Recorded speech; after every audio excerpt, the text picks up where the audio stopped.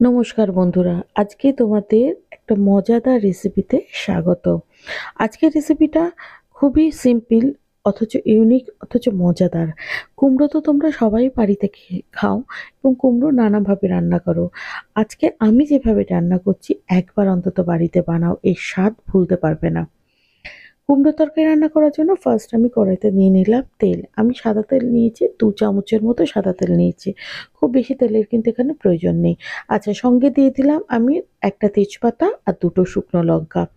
আর দিয়ে দিলাম 5 ফোড়ন। 5 ফোড়ন ওই হাফ চামচেরও কম দিলাম 5 ফোড়ন। দিয়ে একটু ভালো করে নাড়াচাড়া করে মশলাটাকে ভেজে নেব। মশলার যখন একটু ভাজা গন্ধ হতে থাকবে, তখন আমি এখানে দিয়ে দিলাম হিং। হিং আমি দিয়ে দিলাম হাফ চামচের মতো হিং দিলাম। হিংটা দিয়ে ভালো করে নাড়াচাড়া করে মানে তেলের সাথে পুরো মিশিয়ে দিতে হবে। হিংটা যখন একটু গন্ধ ছাড়তে শুরু করে দেবে, তখন আমি এর মধ্যে দিয়ে দিলাম আলু। আচ্ছা, আমি এখানে 4টে মাঝারি সাইজের আলু ছোট ছোট করে পিস করে নিয়েছি। আচ্ছা, আমরা আলু খাই বলে আলু দিলাম। তোমরা যদি আলু না খাও সেক্ষেত্রে আলু তোমাদের দেওয়ার দরকার নেই, বা আলু কম বেশি তোমাদের দিতে পারো।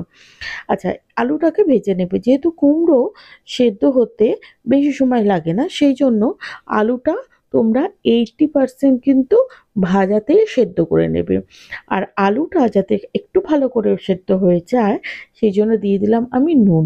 আচ্ছা, নুনটা কিন্তু আমি দিলাম হাফ চামচ। এখনই কিন্তু আমি পুরো নুনটা দিয়ে দিলাম না, হাফ চামচ নুন দিয়ে একটু নাড়াচাড়া করে ঢাকা দিয়ে 3 থেকে 4 মিনিট রান্না করলেই সেদ্ধ হয়ে যাবে। এই দেখো আমার 80% সেদ্ধ হয়ে গেছে। এবারে আমি এর ভেতর দিয়ে দেবো কুমড়ো। আচ্ছা, কুমড়োটা আমি কেটে রেখেছিলাম, কেটে ধুয়ে রেখেছিলাম, সেই কুমড়োটা আমি দিয়ে দিলাম। কুমড়ো তোমরা যে কম বেশি তোমরা দিতে পারো কুমড়ো, ঠিক আছে। আমি উম, মানে ওই ধরো 200 গ্রাম মতো কুমড়ো আমি দিয়েছি। দিয়ে ভালো করে নাড়াচাড়া করে, একটু ভালো করে নাড়াচাড়া করে দিয়ে এর ভেতরে আমি দিয়ে দিলাম নুন। এই দেখো নুন দিয়ে আমি কিছুক্ষণ রান্না করে নেব। আর হলুদও দিয়ে দিলাম। ভালো করে নাড়াচাড়া করে নুন হলুদ দিয়ে একটুখানি ঢাকা দিয়ে রান্না করব। আচ্ছা, কুমড়োর তরকারিতে এখন তো তোমরা এতক্ষণ ভিডিও দেখে মনে করছো টাইম ওয়েস্ট হচ্ছে। এবারে তোমরা যে টুইস্টটা দেখতে পাবে, সেটাতে কুমড়োর স্বাদের লেভেলটা বাড়িয়ে দেবে, ঠিক আছে। আচ্ছা, আমি দিয়ে দিলাম একটু আদা। একটু নাড়াচাড়া করে একটু আদা দিয়ে দিলাম। আদাটা কিন্তু খুবই অল্প দেবে, ঠিক আছে। খুব বেশি দেবে না, বেশি আদা দিলে একটু কষা কষা ভাব এসে যায়। সেই জন্য অল্প আদা দিয়ে ভালো করে নাড়াচাড়া করে দিলাম। দিয়ে এবারে কি করব, আমি ঢাকা দিয়ে দেবো। ঢাকা দিয়ে গ্যাস কমিয়ে কিছুক্ষণ রান্না করব। এবারে আমি 4 চামচ গোবিন্দভোগ চাল আমি ভিজিয়ে রেখেছিলাম, ঠিক আছে। এ দেখো আমি বেশ কিছুক্ষণ আগে ভালো করে পরিষ্কার করে ধুয়ে ভিজিয়ে রেখেছিলাম। এবারে চালটাকে আমি মিক্সিতে দিয়ে পেস্ট করে নেব।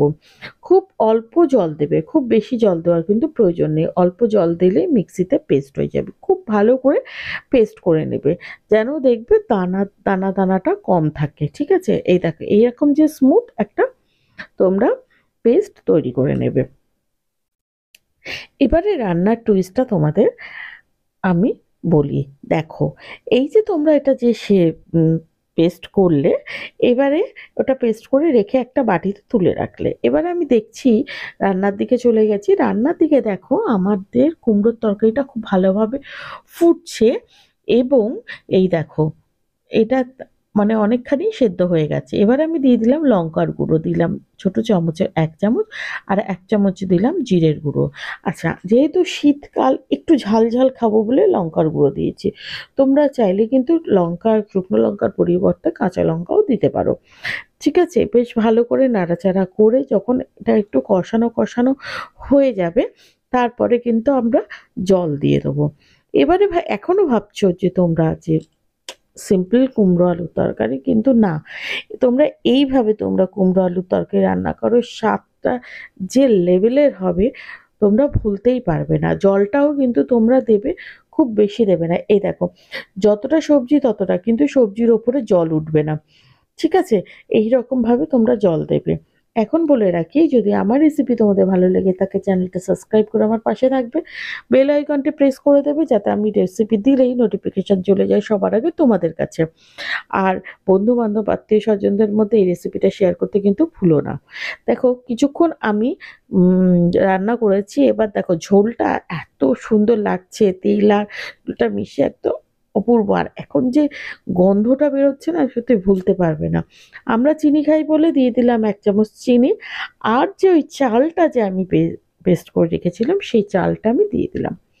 এবারে দেখো তোমরা জলটা দেবে, এই চালটা দেবে, সবই দেবে, কিন্তু এই চালটা দেওয়ার আগে তোমরা একটা জিনিস করবে, সেটা হচ্ছে কুমড়ো আর আলু খুব ভালো করে সেদ্ধ হওয়ার পরে, ঠিক আছে? কারণ চালটা দেওয়ার পরে কিন্তু তোমাদের এতটুকু সময় পাবে না, সঙ্গে সঙ্গে দেখবে জলটা পুরো শুকিয়ে গেছে, একদম গাঢ় হয়ে গেছে। আর তেল, এটা চালটা দিয়ে একটুখানি রান্না করবে, যখন দেখবে যে সাইড দিয়ে একটুখানি তেল ছাড়তে শুরু করে দিয়েছে ততক্ষণ পর্যন্ত রান্না করবে, গ্যাস কমিয়ে, গ্যাসের ফ্লেমটা কিন্তু জোরে দেবে না, দিয়ে রান্না করবে। এ দেখো তেল মানে সাইড দিয়ে তেল ছাড়তে শুরু করে দিয়েছে, আমি দিয়ে দিলাম একটু 1/2 চামচ ঘি। ব্যাস, গরম মশলা দেওয়ারও কোনো প্রয়োজন নেই। আর এই রকমভাবে তোমরা যদি কুমড়োর তরকারি রান্না করো না বন্ধুরা, তোমরা বুঝতে পারবে না যে যখন রান্না করতে করতে এই গন্ধ মানে এত সুন্দর বেরোচ্ছে, আর এর স্বাদ মানে শুধুই যেন খাওয়া হয়ে যাচ্ছে, এত সুন্দর। খিচুড়ি করলেও কিন্তু তোমরা এইরকম ভাবে তরকারি করতে পারো, তাতেও কিন্তু দুর্দান্ত লাগবে। দেখতে পাচ্ছ আমার টা হয়ে গেছে, এবারে আমি নামিয়ে নিয়েছি।